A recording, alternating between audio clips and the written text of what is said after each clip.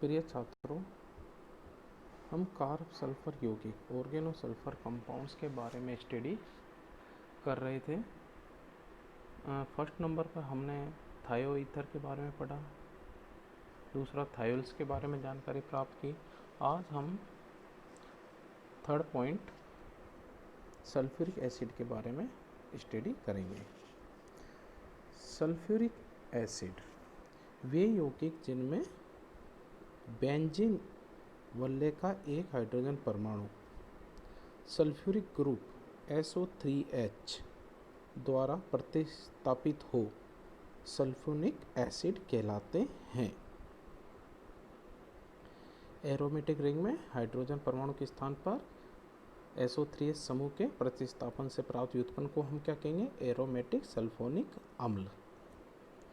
इसका फॉर्मूला लिख रखा है एरोमेटिक सल्फ्यूरिक अम्ल का। बेंजीन रिंग है, इस पे हाइड्रोजन के प्रतिस्थापन से हमने क्या जोड़ दिया? SO3H। तो ये क्या बन गया? बेंजीन सल्फोनिक अम्ल। बनाने की विधियां, मेथड ऑफ प्रिपरेशन।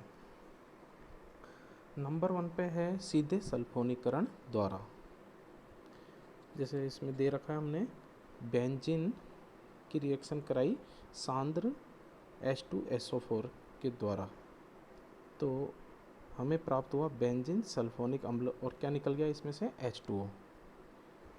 जब बेंजीन नाभिक से एक या अधिक हाइड्रोजन परमाणुओं को सल्फोनिक अम्ल द्वारा प्रतिस्थापित किया जाए तो यह अभिक्रिया क्या कहलाएगी? सल्फोनीकरण। क्या अभिक्रिया का नाम होगा? सल्फोनीकरण अभिक्रिया। यदि इस रिएक्शन को अगर हम आगे और बढ़ाएं तो H2SO4 के साथ में 473 केल्विन पर अभिक्रिया कराने पर डाइसल्फोनिक अम्ल प्राप्त होगा और 513 डिग्री केल्विन पर ट्राइस सल्फोनिक अम्ल प्राप्त होता है। दूसरी रिएक्शन है फ्रीडल क्राफ्ट्स रिएक्शन। निर्जल एल्युमिनियम क्लोराइड, इसके अंदर हम क्या लेंगे? उत्प्रेरक निर्जल एल्युमिनियम क्लोराइड की उपस्थिति में एरोमेटिक यौगिकों की क्रिया सल्फ्यूरिल क्लोराइड SO2Cl2 से कराने पर सल्फोनिल क्लोराइड प्राप्त होता है। अब जो ये सल्फोनिल क्लोराइड जो प्राप्त हुआ, इसका हम क्षारीय जल अपघटन करने पर सल्फोनिक अम्ल प्राप्त होगा और इसमें से हाइड्रोजन क्लोराइड निकल जाएगी। तो हमको यहाँ पर प्राप्त हो जाएगा एरोमेटिक सल्फोनिक अम्ल। बाय थर्ड प्रिपरेशन मेथड है by the oxidation of थायोफिनोल।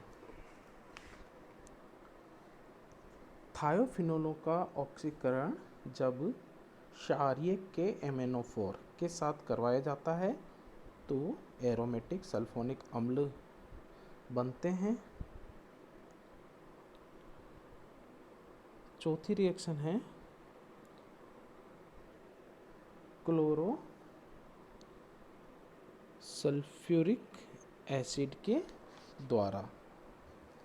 Aromatic यौगिकों की क्रिया क्लोरो सल्फोनिक अम्ल से कराने पर एरोमेटिक सल्फोनिक अम्ल प्राप्त कर सकते हैं।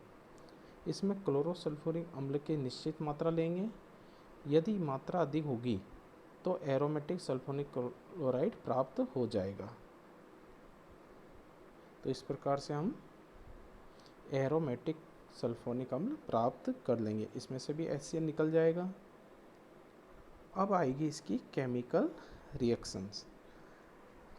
जो एरोमेटिक सल्फ्यूरिक अम्ल होते हैं SO2OH जो इनका प्रतिस्थापन ग्रुप होता है, इसके अंदर समूह में 3 प्रकार की रिएक्शन देगा ये।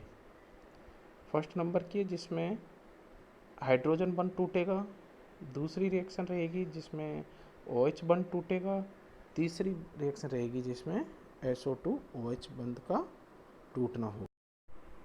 बच्चों, नंबर 1 की रिएक्शन वे अभिक्रिया जिसमें हाइड्रोजन बंध टूटता है।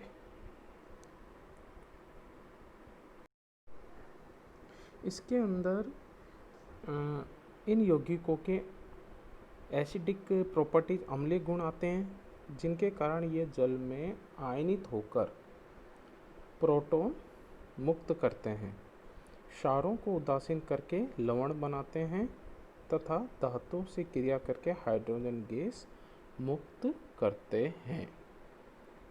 हमने रिएक्शन लिख रखी है। एरोमेटिक सल्फ्यूरिक अम्ल का जब जल अपघटन किया तो इसमें से हाइड्रोजन पूर्णतः आयनित हो गया। फिर इसका क्षारों के साथ में रिएक्शन करने पर हमको सोडियम एरोमेटिक लवण प्राप्त हुए और सोडियम के रिएक्शन करने पर हमको सोडियम एरोमेटिक सल्फोनेट प्राप्त हुआ, हाइड्रोजन इसमें से निकल जाती है। तो एरोमेटिक सल्फ्यूरिक अम्ल कार्बोक्सिलिक अम्लों की तुलना में प्रबल अम्लीय होते हैं। कारण देखो, इसके अंदर कार्बोक्सिलिक अम्ल समूह में OH समूह के साथ एक एसिल समूह जुड़ा हुआ रहता है जिसमें स्थित कार्बोक्सी ग्रुप के इलेक्ट्रॉन आकर्षित करने की प्रवृत्ति के कारण ही OH समूह का प्रोटॉन मुक्त हो पाता है। जबकि जो सल्फ्यूरिक अम्ल होते हैं उसमें OH समूह के साथ एरोमेटिक SO2 समूह जुड़ा रहता है जो एसिल समूह की तुलना में कहीं अधिक इलेक्ट्रॉन आकर्षित करने वाला होता है, अतः प्रोटॉन आसानी से निकल जाते हैं। अतः हम कह सकते हैं कि एरोमेटिक सल्फ्यूरिक अम्ल कार्बोक्सिलिक अम्ल की तुलना में प्रबल अम्लीय होते हैं। दूसरे नंबर की वे अभिक्रियाएं जिनमें OH बंध टूटता हो। जैसा कि नंबर 1 में हमने बताया था, सल्फोनिक अम्ल प्रबल अम्लीय होते हैं और OH समूह में से प्रोटॉन का निकलना बड़ी आसानी से संपन्न होता है। इस स्थिति में OH बंध का टूटना कठिन हो जाता है। यही कारण है कि SO2OH का OH समूह हैलाइड आयन के अतिरिक्त अन्य किसी समूह द्वारा प्रतिस्थापित नहीं किया जा सकता है। अतः इन अम्लों के एस्टर एवं एमाइड सल्फोनिल क्लोराइड की सहायता से ही बनाए जाते हैं। जब हम फास्फोरस पेंटाक्लोराइड के साथ क्रिया कराते हैं तो सल्फोनिल क्लोराइड प्राप्त होता है और जब फास्फोरस पेंटाऑक्साइड के आधिक्य में गर्म करते हैं तो हमको एनहाइड्राइड प्राप्त होता है, benzene sulphonic anhydride. Third number की वे अभिक्रियाएं जिनमें एरोमेटिक SO3H समूह बंध टूटता हो, अर्थात जिनमें पूरा सल्फोनिक अम्ल समूह प्रतिस्थापित होता हो। एरोमेटिक सल्फोनिक अम्लों में इस प्रकार की अभिक्रियाएं काफ़ी सरलता से संपन्न होती हैं और सल्फोनिक समूह का कई प्रकार के समूह द्वारा विस्थापन आसानी से संभव होता है।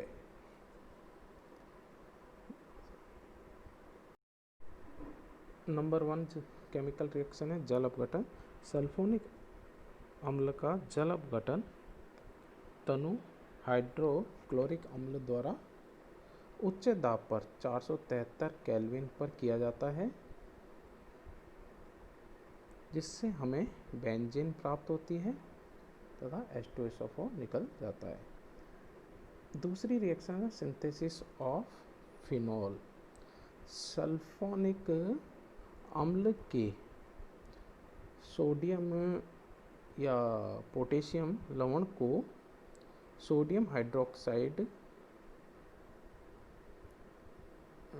Synthesis of phenol. सेकेंड वाली रिएक्शन वापस पढ़ते हैं। Synthesis of phenol. सल्फोनिक अम्लों के सोडियम लवण को कास्टिक सोडा के साथ रिएक्शन कराने पर सोडियम लवण प्राप्त होता है जो HCl से अभिक्रिया करने पर हमको फिनॉल देगा।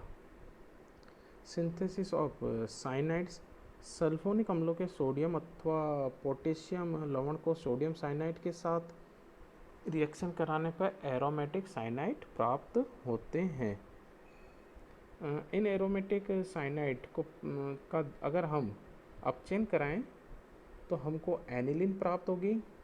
और यदि हम एरोमेटिक साइनाइडों का जल अपघटन कराएं तो हमको कार्बोक्सिलिक यौगिक प्राप्त होते हैं, एरोमेटिक कार्बोक्सिलिक अम्ल। फोर्थ नंबर की रिएक्शन है सिंथेसिस ऑफ एमीन। सल्फोनिक अम्लों के सोडियम लवण को सोडामाइड के साथ गर्म करने पर हमको एरोमेटिक एमीन प्राप्त होती है। तो 3 टाइप की इंपॉर्टेंट रिएक्शन थी। अब आगे है रिएक्शन ऑफ एरोमेटिक रिंग। सबसे कॉमन रिएक्शन है नाइट्रीकरण। नाइट्रीकरण में बेंजीन सल्फोनिक अम्ल HNO3 सगुण और सांद्र H2SO4 द्वारा रिएक्शन करने पर हमको मेटा नाइट्रोबेंजीन सल्फोनिक अम्ल प्राप्त होता है। दूसरी रिएक्शन हैलोजिनेशन।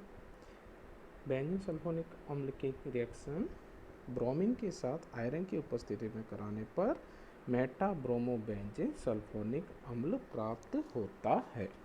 यहाँ ध्यान देने वाली बात यह बच्चों, सल्फोनिक अम्ल में बेंजीन वलय इलेक्ट्रॉन स्नेह प्रतिस्थापन अभिक्रियाएं प्रदर्शित करती है।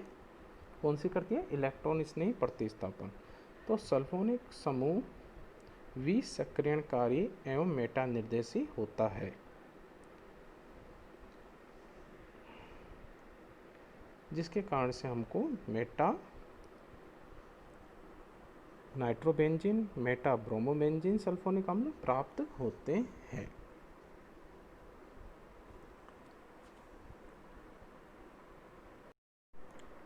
बच्चों नेक्स्ट टर्न में हम सल्फोनेमाइड की स्टडी करेंगे।